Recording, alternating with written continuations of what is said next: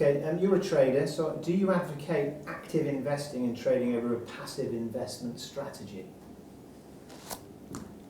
I wouldn't say I advocate one or the other. And this is what I do, if when I'm trading, I always had a passive investment strategy because I took risk for a living. So my investments had to be safe, and that's what I've always done. I think if you're involved in, that is actually a pattern which actually we see a lot of time with a lot of traders. They're involved in high risk roles for their living, so they like to keep everything very, often they'll have their investments in things such as bonds and property, and usually a managed fund. They won't be managing their own investments. We see it the other way around. A lot of people who are not involved in trading are much more active with their investments, which is, I think people need some risk somewhere in their life. I wouldn't advocate one method over the other, to be perfectly honest. Again, it suits people's personalities. Are you a believer in TA, and why do you think it works? Yeah, I am a believer in TA. I've always used TA in my own trading. I've always used it in combination with other factors. I've used it with understanding the macro picture.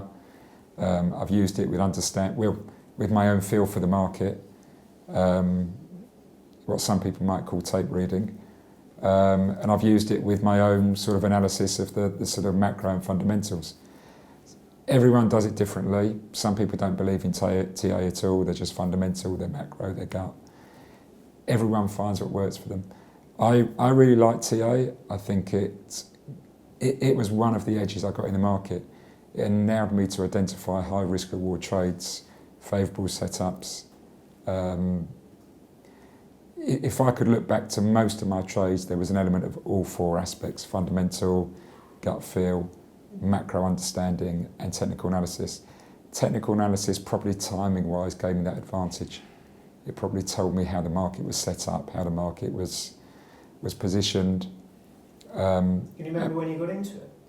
When I got into TA? When you first learned about it? Yes, yeah. I got into it back in the late 80s when someone I worked with started using it.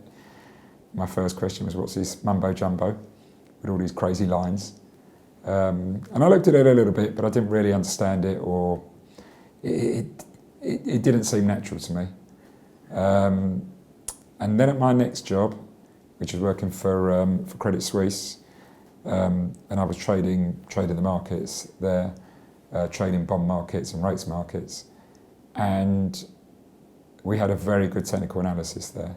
A woman called Carol Harmer, brilliant technical analyst, and I got involved in a lot of dialogue with her, and I had a very good trading run, and most of the other traders didn't really buy into technical analysis.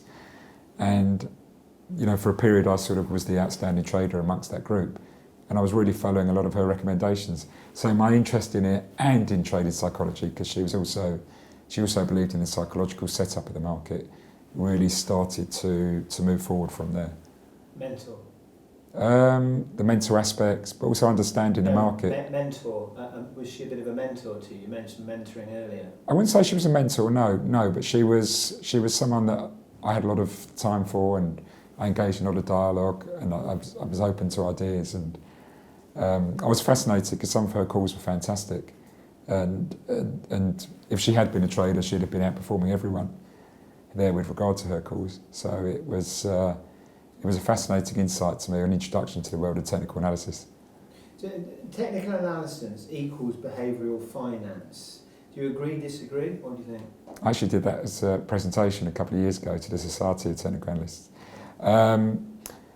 But I don't actually agree with that. Behavioural finance is a much broader subject and a much larger field. And you can actually bring fundamental analysis into behavioural finance as well. And it's a little bit of a buzzword, behavioural finance. I do think if technical analysis hadn't been invented, it would have come out of behavioural finance, but it wouldn't have been the only thing. I think all technical analysis is I would say a pictorial assessment of the psychology of the market.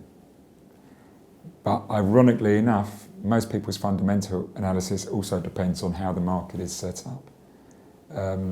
Often when we read a story, a news story, and we think the market should move, well, often that's already in the market.